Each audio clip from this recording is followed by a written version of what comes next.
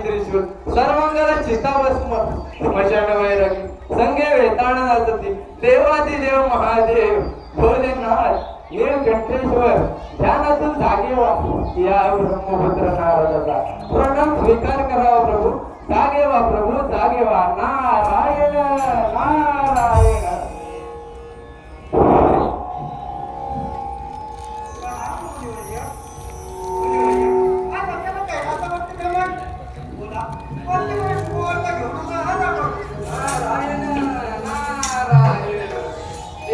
महादेव समुद्र मंथनाच्या वेळी देव आणि दानव यांनी म्हणून सागरातून अमृत बाहेर काढले व अखंड सागराला घोडून काढले त्याप्रमाणे वासुकी नागाचा बंद करून मेरू पर्वताने सागराचे मंथन केले त्याच वेळी सागराच्या तळाशी वास्तव्य करत असलेल्या त्या शेष नागाने स्वतःला वाचवण्यासाठी सागरात धुळी सोडले ओ महादेव ते विषामान ग्रहण करतात आपला कंठ निळा दिसू लागला म्हणून आपला नीलकंठेश्वर असे म्हटले जाते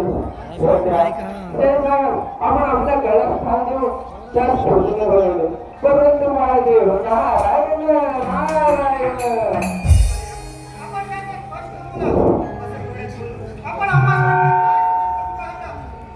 नारायण नारायण देवादिदेव महादेव आपल्या गळ्यातील शेतनागाला त्याच्या तानाचा भाजीत गर्भ झालाय होतो सर्वत्र हाकार पैदा होते नारायण नारायण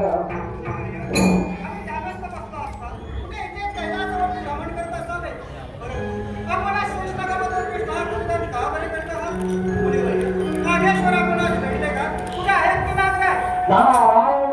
नारायण आपल्या गळ्यातील शेष काढायचे गर्वाने बोलून सर्वत्र आकार मिळाले नारायण नारायण भोलेनाथ आपण नावाप्रमाणे खरंच बोलूयात आपल्या गळ्यातील शेष काढायचे गर्वाने बोलून सर्वच आकार मिळाले व त्यांचे असं म्हणणे आहे की सर्वत्र आपल्या नावाचं येते करतं परंतु त्याच्या नावाचं येते का कोणी का करत नाही म्हणून ते रागणे काही ना सोडून सर्वत्र भ्रमण करत आहेत व आपल्या विषयाने सारे त्रिभुवन विश्वास करत आहेत महादेव आपण त्यांना थांबू शकता नारायण नारायण